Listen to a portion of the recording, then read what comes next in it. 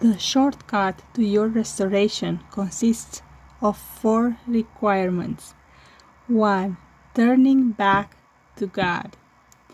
2. Giving praise to His name. 3. Praying and making supplication to God in the church or towards the place where the church is, if for some reason you can't go there. And 4th, turning from your sin. You will find this in the prayer of Solomon for the dedication of the temple in 1 Kings 8 or 2 Chronicles 6. Blessings.